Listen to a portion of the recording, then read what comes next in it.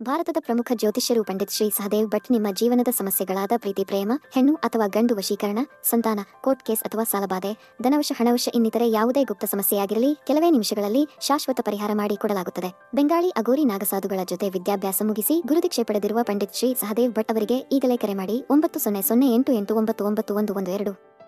ನನ್ನ ಹೆಸರು ಪವಿತ್ರ, ವಯಸ್ಸು 22. ನನಗೆ ಇತ್ತೀಚೆಗೆ ಮದುವೆಯಾಗಿದ್ದು ಸದ್ಯ ನಾನು ಮಂಗಳೂರಿನಲ್ಲಿ ಇದ್ದೇನೆ. ನನ್ನ ಗಂಡ ದುಬೈನಲ್ಲಿ ಕೆಲಸ ಮಾಡುತ್ತಾರೆ.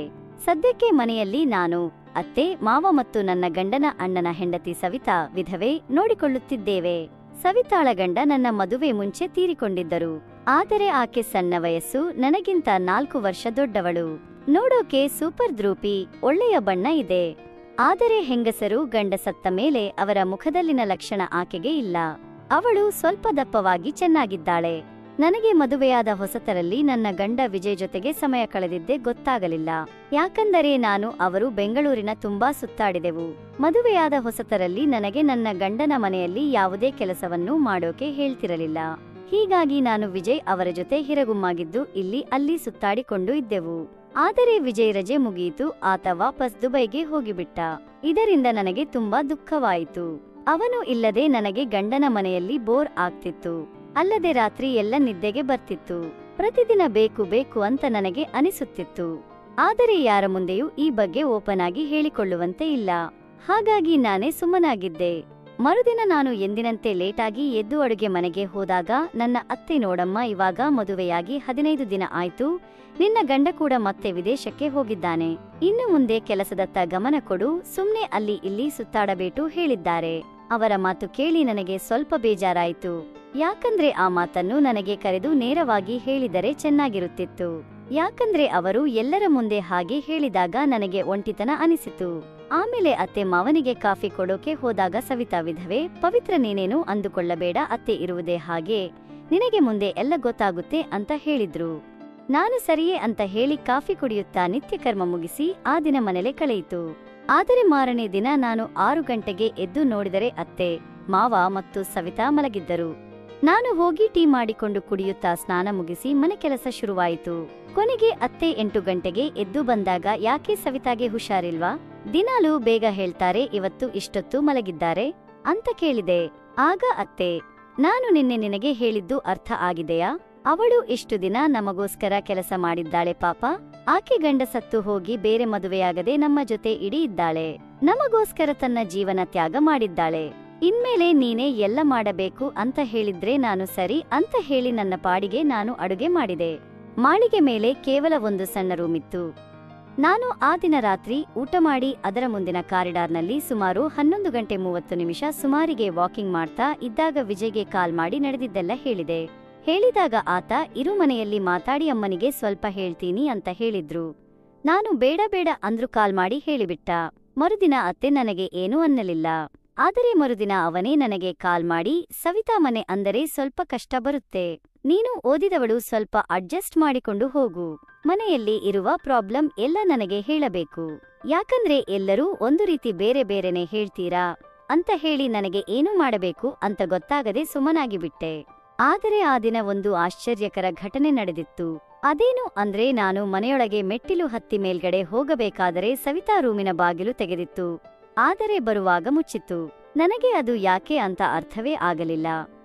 ಮರುದಿನ ಸವಿತಾಗೆ, ನಿನ್ನೆ ನೀವು ಮಲಗುವುದಾಗೆ ನಿಮ್ಮ ರೂಮಿನ ಬಾಗಿಲು ತೆರೆದಿದ್ದರೆ ಎಂದು ಕೇಳಿದಾಗ ಆಕೆ ಸ್ವಲ್ಪ ಹಿಂದೆ ತಡವರಿಸುತ್ತಾ, ಇಲ್ಲ ಹಾಗೇನಿಲ್ಲ, ನಾನು ಬಾತ್ರೂಮಿಗೆ ಹೋಗಿ ಬಂದು ಬಾಗಿಲು ಮುಚ್ಚಿದ್ದೆ ಅಂತ ಹೇಳಿದಳು.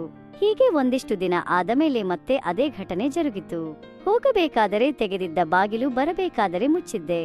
ನಾನು ನನ್ನ ಪಾಡಿಗೆ ಬಂದು ಸುಮ್ಮನೆ ಮಲಗಿದ್ದೆ. ಆ ದಿನ ನನಗೆ ಸೆಕೆಂಡ್ ಆಗಿ ನಿದ್ದೆ ಸರಿಯಾಗಿ ಬರಲಿಲ್ಲ. ಹೀಗಾಗಿ ನಾನು ಎದ್ದು ನೀರು ಕುಡಿಯೋಣ ಅಂತ ರಾತ್ರಿ 1ರ ಸುಮಾರಿಗೆ ಬಾಗಿಲು ತೆಗೆದು ಅಡುಗೆ ಮನೆಗೆ ಹೋಗಿ ನೀರು ಕುಡಿದು ಬಂದೆ. ಹಾಗೆ ಬರಬೇಕಾದರೆ ಮಾವ ಸವಿತಾ ರೂಮಿನಿಂದ ಹೊರಗೆ ಬಂದರು. ಅದನ್ನು ನೋಡಿ ನನಗೆ ಸ್ವಲ್ಪ ಶಾಕ್ ಆಗಿತ್ತು. ಮಾವ ಈ ಹೊತ್ತಲ್ಲಿ ಅದು ಸವಿತಾ ರೂಮಿನಲ್ಲಿ ಏನು ಮಾಡ್ತಾ ಇದ್ದ ಅಂತ ವಿಚಾರ ಮಾಡಿದೆ. ಕೊನೆಗೆ ಮಾವು ಸುಮ್ಮನೆ ತಮ್ಮ ಪಾಡಿಗೆ ತಾವು ತಲೆ ಕೆಳಗೆ ಹಾಕಿಕೊಂಡು ಹೋದರೆ. ಆದರೆ ನನ್ನ ತಲೆಯಲ್ಲಿ ಆ ವಿಚಾರದ ಬಗ್ಗೆ ಏನೇನೋ ಅನಿಸುತ್ತಾ ಇತ್ತು. ಹೀಗೆ ವಿಚಾರ ಮಾಡುತ್ತಾ ಹಾಗೆ ಮಲಗಿಸಿಕೊಂಡು ಬಿಟ್ಟೆ. ಈ ಬಗ್ಗೆ ನಾನು ಯಾರಿಗೂ ಹೇಳಲಿಲ್ಲ. ಯಾಕಂದ್ರೆ ಗಂಡ ಕೂಡ ನನ್ನ ನಂಬಿರಲಿಲ್ಲ. ಇನ್ನು ಅತ್ತೆ ಕೂಡ ನನಗೆ ಬೈತಾ ಇದ್ದೆ. ಅದು ನನ್ನ ಮಾತಿಗೆ ಬೆಲೆನೇ ಇರಲ್ಲ ಅಂತ ಹೇಳಿ ಸುಮ್ಮನಾಗಿ ಬಿಟ್ಟೆ. ಮತ್ತೆ 1 ತಿಂಗಳು ಬಳಿಕ ನಾನು ಬಿಲ್ಸ್ ನೋಡ್ತಾ ಇದ್ದಾಗ ರಾತ್ರಿ 1ರ ಸುಮಾರಿಗೆ ಸವಿತಾ ರೂಮಿನ ಬಾಗಿಲು ಶಬ್ದ ಆಯಿತು. ನಾನು ಹೊರಬಂದು ನೋಡಿದರೆ ಮಾವ ನಿಧಾನವಾಗಿ ಒಳಗಡೆ ಆ ಕಡೆ ಈ ಕಡೆ ನೋಡಿ ಒಳಗಡೆ ಹೋದರೆ. ಆಮೇಲೆ ನಿಧಾನವಾಗಿ ಬಾಗಿಲು ಹಾಕಿಬಿಟ್ಟೆ. ಅಲ್ಲಿಗೆ ನನಗೆ ಸ್ವಲ್ಪ ಅವರಿಬ್ಬರ ಮೇಲೆ ಸ್ವಲ್ಪ ಡೌಟ್ ಬಂದಿತ್ತು. ಮರುದಿನ ರಾತ್ರಿ ನಾನು ಈ ಗುಡ್ಡನ್ನು ಕಂಡುಹಿಡಿಯಬೇಕಾದಂತೆ ಮಲ್ಕೊಳ್ಳುವ ಮುಂಚೆ ಏನಾದರೂ ನೆಪ ಮಾಡಿಕೊಂಡು ಸವಿತಾ ರೂಮಿಗೆ ಹೋಗಿ ನನ್ನ ಹಳೆಯ ಫೋನ್ ಸೈಲೆಂಟ್ ಮಾಡಿ ಸೌಂಡ್ ರೆಕಾರ್ಡಿಂಗ್ ಆನ್ ಮಾಡಿ ಸುಮ್ಮನೆ ಬಂದು ಮಲಗಿದ್ದೆ. ಮತ್ತೆ ರಾತ್ರಿ ಅದೇ ಹೊತ್ತಿಗೆ ಮಾವ ಸವಿತಾ ರೂಮಿಗೆ ಹೋಗಿ ತಮ್ಮ ಕೆಲಸ ಮುಗಿಸಿ ಬಂದರು. ನಾನು ಬೆಳಿಗ್ಗೆ ಬೇಗ ಎದ್ದು ಕಸಗುಡಿಸುವಕ್ಕೆ ಅಂತ ಹೋದಾಗ ನನ್ನ ಫೋನ್ ಎತ್ತಿ ಇಟ್ಟಿಕೊಂಡಿದ್ದೆ. ಎಲ್ಲಾ ಕೆಲಸ ಮುಗಿದ ಬಳಿಕ ಆ ವಾಯ್ಸ್ ರೆಕಾರ್ಡಿಂಗ್ ಕೇಳಿ ನನಗೆ ಹೆದರಿಕೆ ಆಯ್ತು. ಯಾಕಂದ್ರೆ ಮಾವ ಸವಿತಾ ಸೇರಿ ನನ್ನ ಹೇಗಾದರೂ ಮಾಡಿ ಮನೆಯಿಂದ ಹೊರಗೆ ಹಾಕಬೇಕು, ಅವಳಿಗೆ ಡೌಟ್ ಬಂದಿರುವ ತರ ಕಾಣ್ತಾ ಇದೆ ಅಂತೆಲ್ಲ ಅದರಲ್ಲಿ ಮಾತಾಡಿದರೆ. ಅಲ್ಲದೆ ಅದರಲ್ಲಿ ಅವರಿಬ್ಬರು ಸುಖದಿಂದ ಇರಬಾರದಾಗ ಬರುವ ಶಬ್ದ ಎಲ್ಲವೂ ರೆಕಾರ್ಡ್ ಆಗಿತ್ತು. ನನಗೆ ಅದನ್ನ ಕೇಳಿ ಒಮ್ಮೆ ಸ್ವಲ್ಪ ಬೆರಳು ಹೊರಳಾಡಿಸಿಕೊಂಡು ಸುಮ್ಮನೆ ಮಲಗಿದೆ. ಸಾಯಂಕಾಲ ಕಸಗುಳಿಸೋಕೆ ಅಂತ ಅತ್ತೆ ರೂಮಿಗೆ ಹೋದಾಗ ಕಪಾಟಿನಲ್ಲಿ ಬಟ್ಟೆ ಕೆಳಗಡೆ ನನಗೆ 1 ಖಾಲಿ ಮಾತ್ರೆ ಪ್ಯಾಕೆಟ್ ಸಿಕ್ಕಿತು. ನಾನು ಅದರ ಹೆಸರು ನೆನಪಿಟ್ಟುಕೊಂಡು ನನ್ನ ರೂಮಿಗೆ ಬಂದು ಇಂಟರ್ನೆಟ್ನಲ್ಲಿ ಅದರ ಬಗ್ಗೆ ಹುಡುಕಾಡಿದಾಗ ಅದು ನಿದ್ರೆ ಮಾತ್ರೆ ಪ್ಯಾಕೆಟ್ ಆಗಿತ್ತು. ಆಗ ನನಗೆ ಎಲ್ಲಾನೂ ತಿಳಿಯಿತು. ನನ್ನ ಅತ್ತೆ ರಾತ್ರಿ ಗಾಢವಾಗಿ ಯಾಕೆ ನಿದ್ರೆ ಮಾಡ್ತಾರೆ, ಎಬ್ಬಿಸಿದರೂ ಯಾಕೆ ಹೇಳೋದಿಲ್ಲ ಅಂತ ಗೊತ್ತಾಯಿತು. ನನ್ನ ಮಾವ ಅದನ್ನ ನೀರಿಗೆ ಬೆರೆಸಿ ಅತ್ತೆಗೆ ಕುಡಿಯೋಕೆ ಅಂತ ಕೊಟ್ಟಿದ್ದರಿಂದ ಅದು ಆಕೆಗೆ ಗೊತ್ತಾಗುತ್ತಿರಲಿಲ್ಲ. ಆಮೇಲೆ ಮಾವ ಸವಿತಾ ಸುಖವಾಗಿ ಹೇಳುತ್ತಿದ್ದಾರೆ. ನಾನು ಆಗಿದ್ದು ಆಗಲಿ ಅಂತ ಡಿಸೈಡ್ ಮಾಡಿ ಇವರಿಬ್ಬರನ್ನು ಹಿಡಿದುಕೊಡಬೇಕು ಅಂತ ವಿಚಾರ ಮಾಡಿದೆ. ಮರುದಿನ ನಾನು ನಮ್ಮ ಫ್ರೆಂಡ್ ಮನೆಯಲ್ಲಿ ಸಮಾರಂಭ ಇದೆ ಅಂತ ಹೇಳಿ ಅತ್ತೆಯನ್ನು ಕರ್ಕೊಂಡು ಹೊನೆದುತ್ತಾ ಬರುವಾಗ ಅವಳನ್ನು ನನ್ನ ಅಮ್ಮನ ಮನೆಗೆ ಕರ್ಕೊಂಡು ಹೋಗಿ ಅಲ್ಲಿ ಅಮ್ಮನಿಗೆ ಹೇಗಾದರೂ ಮಾಡಿ ಇವತ್ತು ರಾತ್ರಿವರೆಗೆ ಇಲ್ಲೇ ಇರುವಂತೆ ಮಾಡು, ಸ್ವಲ್ಪ ಕೆಲಸ ಇದೆ, ಆಗ ಅವಳಿಗೆ ಏನಾದರೂ ಪ್ಲಾನ್ ಮಾಡು ಅಂದಾಗ ಅಮ್ಮ ಏನೇನೋ ಹೇಳಿ ನಮ್ಮಲ್ಲಿ ಉಳಿದುಕೊಳ್ಳುವಂತೆ ಮಾಡಿದಳು. ಆಗ ಅತ್ತೆ ಮಾವನಿಗೆ ಕಾಲ್ ಮಾಡಿ ಪವಿತ್ರ ಮನೆಯಲ್ಲಿ ಉಳಿದುಕೊಳ್ಳುತ್ತೇವೆ, ನಾಳೆ ಬೆಳಿಗ್ಗೆ ಮನೆಗೆ ಬರ್ತೇನೆ ಎಂದು ಹೇಳಿದಳು. ಆದರೆ ಇಲ್ಲಿಗೆ ನನ್ನ ಪ್ಲಾನ್ ಯಶಸ್ವಿಯಾಗಿರಲಿಲ್ಲ. ಆಮೇಲೆ ನಾನು ಅಮ್ಮ ಅತ್ತೆ ಹರಟೆ ಹೊಡೆದು ರಾತ್ರಿ ಊಟ ಮಾಡಿ ಕುಳಿತಾಗ ನಾನು ನಡೀರಿ ಅತ್ತೆ ಮನೆಗೆ ಹೋಗೋಣ ಅಂತ ಹಠ ಹೇಳಿದೆ. ಆಗ ನನಗೆ ಅಪ್ಪ ಅಮ್ಮ ಮತ್ತು ತಮ್ಮ ನನ್ನ ಅತ್ತೆ ಎಲ್ಲರೂ ಸೇರಿ ಮನ ಬಂದಂತೆ ಬೈತಿದ್ದಾರೆ. ಆದರೆ ನಾನು ಅವರ ಮಾತಿಗೆ ತಲೆ ಕೆಡಿಸಿಕೊಳ್ಳದೆ ಸುಮ್ಮನೆ ಆಟೋ ಬುಕ್ ಮಾಡಿ ಹೋಗೋಕೆ ತಯಾರಾದೆ. ಆಗ ನನ್ನ ಅತ್ತೆ ತಾವು ಜೊತೆಗೆ ಬರ್ತೀನಿ ಅಂತ ಹೇಳಿದರು. ಆಟೋದಲ್ಲಿ ಹೋಗಬೇಕಾದರೆ ಅತ್ತೆ ನನ್ನ ಗಂಡನಿಗೆ ಕಾಲ್ ಮಾಡಿ ನಿನ್ನ ಹೆಂಡತಿ ಮನೆಯಲ್ಲಿ ಹೀಗೆಲ್ಲ ಮಾಡ್ತಾ ಇದ್ದಾಳೆ, ನನಗೆ ಅವಮಾನ ಮಾಡಿದ್ದು ಹೀಗೆಗೆ ಏನೇನೋ ಹೇಳಿ ನನಗೆ ನನ್ನ ಗಂಡ ಕಾಲ್ ಮಾಡಿ ಅವರು ಊಗಿದು ಉಪ್ಪಿನಕಾಯಿ ಹಾಕಿದ್ರು. ನಾನು ಮುಖಸಪ್ಪೆ ಮಾಡಿಕೊಂಡು ಸುಮ್ಮನೆ ಕೂತಿದ್ದೆ. ಕೊನೆಗೆ ಮನೆ ಹತ್ತಿರ ಬಂದಾಗ ಆಟೋವನ್ನು ದೂರದಲ್ಲಿ ನಿಲ್ಲಿಸೋಕೆ ಹೇಳಿದಾಗ ಮತ್ತೊಂದು ರೌಂಡ್ ಅತ್ತೆ ನನಗೆ ಬಯೋಕೆ ಶುರು ಮಾಡಿದ್ರು. ನಾನು ಕೊನೆಗೆ ಎಲ್ಲವನ್ನೂ ಸಹಿಸಿಕೊಂಡು ಅತ್ತೆ ನಿಮಗೆ ಒಂದು ಸರ್ಪ್ರೈಸ್ ಇದೆ ಅಂತ ಹೇಳಿದಾಗ ಆಕೆ ಸುಮ್ಮನಾಗಿ ಬಿಟ್ಲು. ನೀನೇನಾದರೂ ಮತ್ತೆ ಚಿಕ್ಕ ಹುಡುಗರ ತರ ಮಾಡಿದ್ರೆ ಈ ಸಲತ್ತಿ ನಿನ್ನ ಮನೆಗೆ ನಿನ್ನ ಕಳಿಸ್ತೀನಿ ಹುಷಾರ್ ಅಂತ ಅವಾಜ್ ಹಾಕಿದ್ರೆ ಆಗ ನಾನು ಅತ್ತೆಗೆ ಏನು ಆಯ್ತು ಅಂತ ಹೇಳಿದೆ. ಆದರೆ ಅತ್ತೆ ನನ್ನ ಮಾತನ್ನು ಕೇಳಿ ಬರಿಯಾದರು. ಯಾಕಂದ್ರೆ ನಾನು ಅವರ ಮಾತನ್ನು ಸೀರಿಯಸ್ ಆಗಿ ತಗೊಂಡಿಲ್ಲ ಅಂತ ನನ್ನನ್ನೇ ನೋಡ್ತಾ ಇದ್ದಾರೆ. ಆಮೇಲೆ ನಾನು ನಿಧಾನವಾಗಿ ಗೇಟ್ ಬಾಗಿಲು ತೆಗೆದು ಸಪ್ಪಳ ಮಾಡದಂತೆ ಹೇಳಿ ನನ್ನ ಹಿಂದೆ ಬರೋಕೆ ಹೇಳಿದೆ. ಅತ್ತೆಯೊಡುಗೆ ಸ್ವಲ್ಪ ಸಿಡಿಮಿಡಿ ಮಾಡಿದರು, ಆದರೆ ಆಮೇಲೆ ಸುಮ್ಮನಾದರು. ನಾನು ಅವರಿಗೆ ಏನು ಮಾತನಾಡದಂತೆ ಸನ್ನೆ ಮಾಡಿ ಹೇಳಿದಾಗ ಅವರು ಸರಿ ಅಂತ ಹೇಳಿದರೆ. ಆಮೇಲೆ ನಾನು ಕಂಪೌಂಡ್ ಒಳಗಡೆ ಇದ್ದ ಮನೆ ಹಿಂದೆ ಹೋಗಿ ಮಾವನ ರೂಮಿ ನೋಡಿದಾಗ ಅವರ ರೂಮಿ ಖಾಲಿ ಇತ್ತು. ನನಗೆ ಆಗ ಜೀವ ಬಂದಂಗೆ ಆಗಿತ್ತು. ಆಮೇಲೆ ನಾನು ನಿಧಾನವಾಗಿ ನನ್ನ ಬಳಿ ಇದ್ದ ಇನ್ನೊಂದು ಕೀ ಮುಖಾಂತರ ಮೇನ್ ಡೋರ್ ತೆಗೆದು ಒಳಗಡೆ ಬಂದೆ. ಅತ್ತೆ ಕೂಡ ನನ್ನ ಹಿಂದೆನೆ ಬರ್ತಾ ಇದ್ರು. ಮನೆಯಲ್ಲಿ ಹುಲ್ಕತ್ತಲೆಯಾಗಿತ್ತು.